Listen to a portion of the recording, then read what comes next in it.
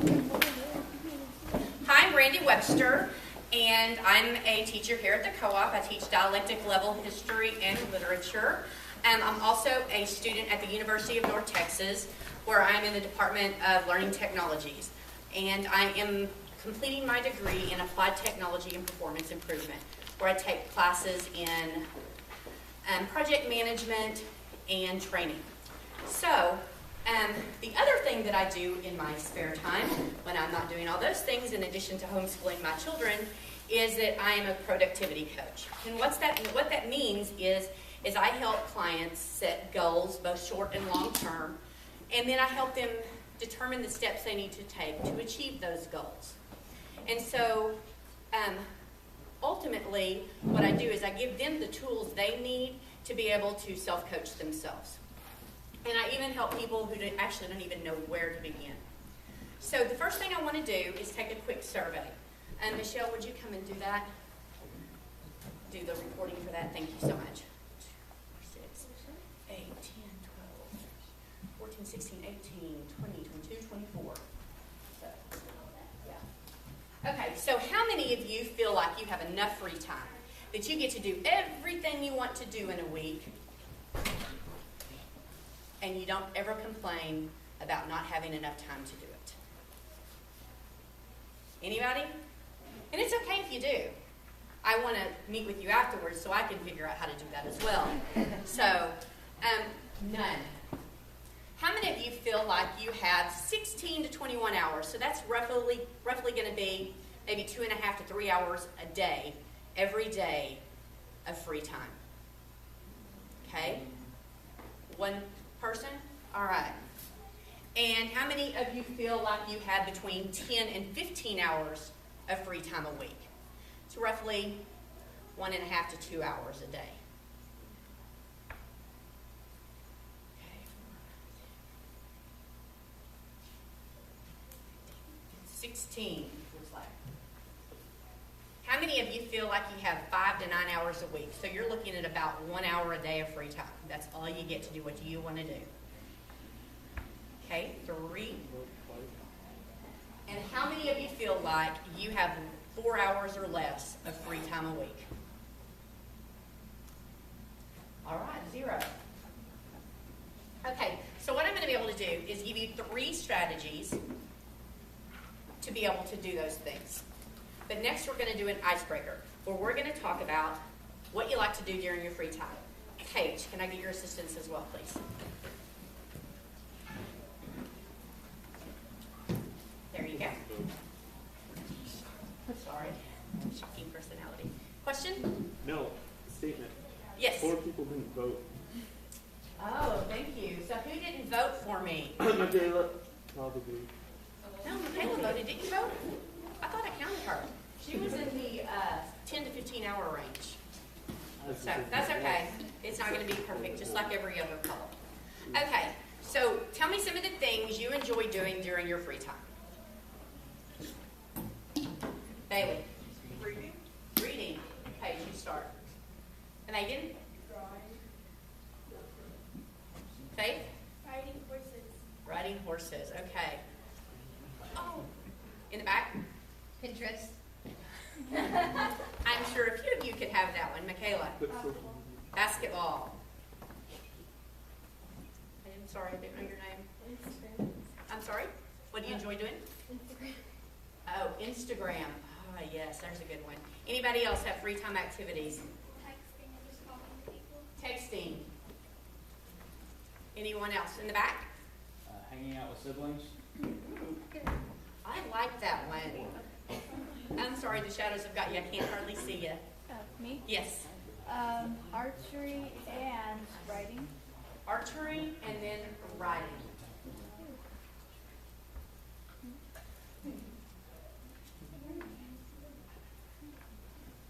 All right, thank you, girls.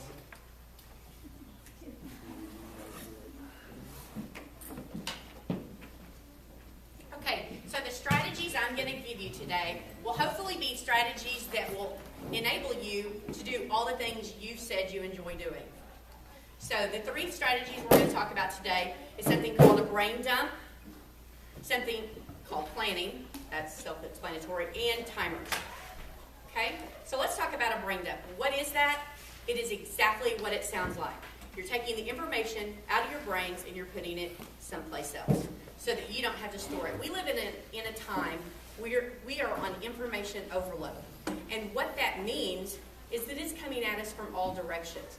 There's so much information being thrown at us on a daily basis. We see it on Pinterest, we see it on Facebook, we see it on Twitter. Everywhere we look, on television, we're getting information, and we have to do something with that. When we keep all that information inside of our heads, it slows us down. It slows our brains down. So what does that look like? This inside your head, a big traffic jam.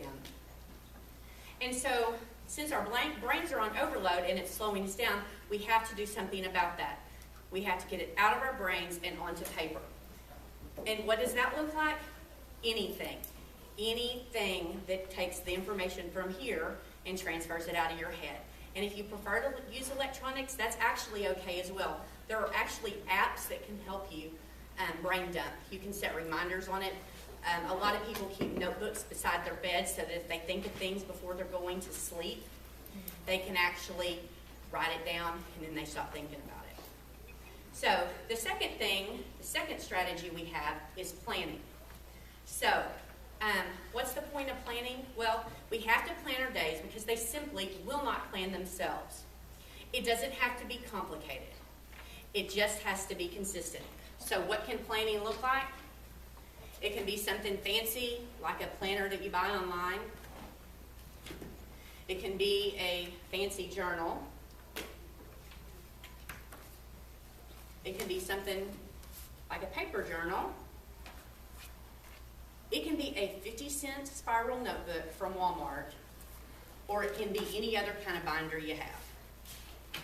You just need to do something to plan your days. Or it can be like what I've handed out to you, which is you print off calendars online, throw them into a folder, and you use that to plan your time. So what's the point of planning our days? Well, this is where we find our free time. And let me tell you, free time is no joke. I enjoy my free time with the best of them. I enjoy watching TV. I enjoy hanging out with my friends. I enjoy digital scrapbooking. And I enjoy hanging out with my family. And I enjoy reading.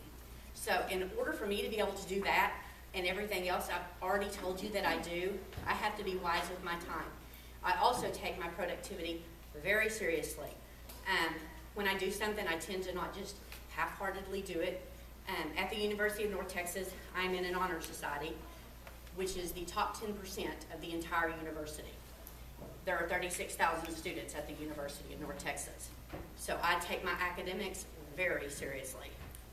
So let's start here with our monthly planning.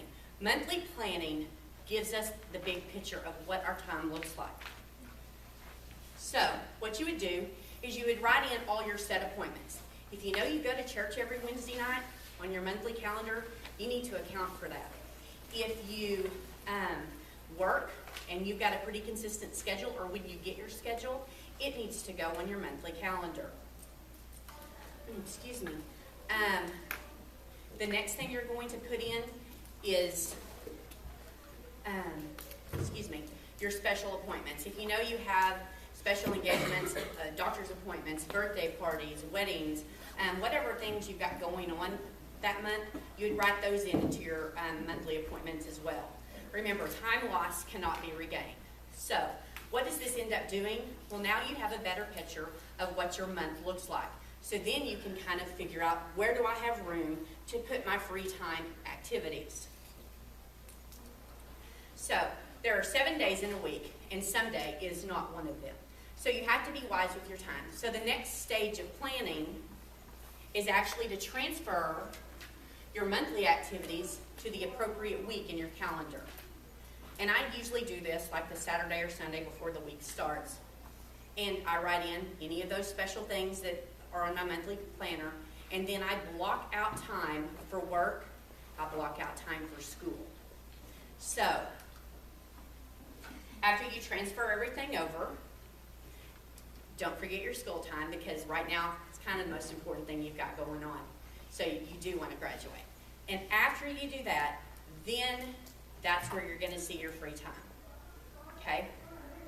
And yeah, that just represented, I don't know if you can see that. It's somebody driving down the road in a convertible. Really represented freedom to me. Okay. So that's where all the blank stuff, all the blank spaces left in your calendar, that's your free time.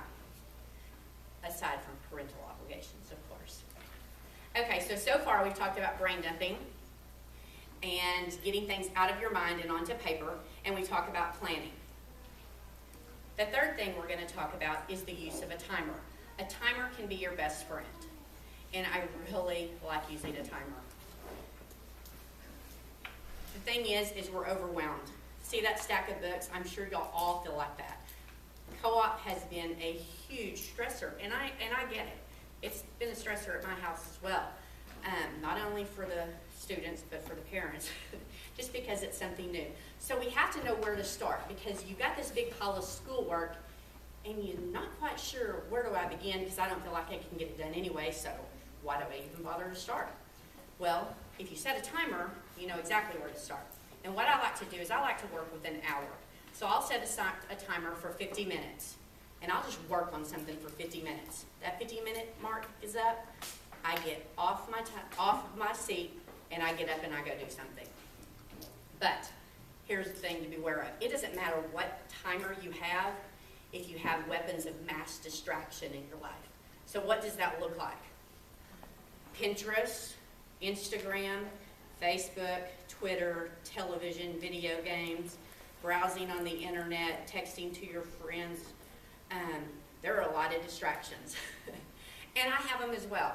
I mean, don't get me wrong. If I don't set those distractions aside, I too find myself falling into the same thing. I'll just spend a couple of minutes on Pinterest.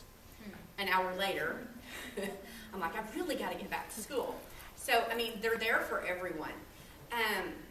So there are a couple of things you can do. I put a couple of resources in the back, and one of them is called Cold Turkey.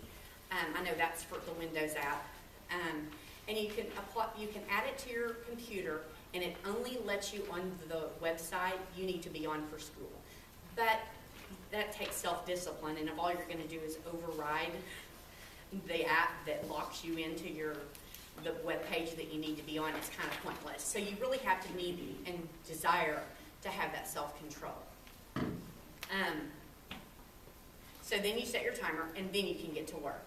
But if you're turning your attention back to the phone every time it dings, your phone's controlling you. You're not controlling your phone. So you will eventually get it all done.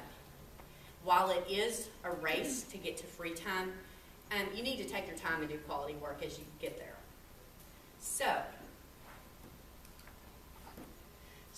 let's take a standing poll of who thinks if they apply some of these tips that I've given you, that you could perhaps have some more free time. So if you think you'll have more free time, could you please stand up?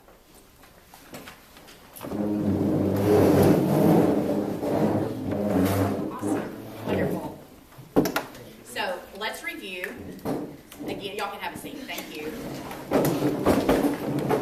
So a brain dump. Again, get it out of your head and onto paper. I recommend keeping a notebook beside your bed at night so you can, as you're trying to go to sleep, you can get things out of your head so you can stop thinking about them. Planning your days. It's important to plan your time and plan it wisely. And finally, begin using a timer. So, are there any questions?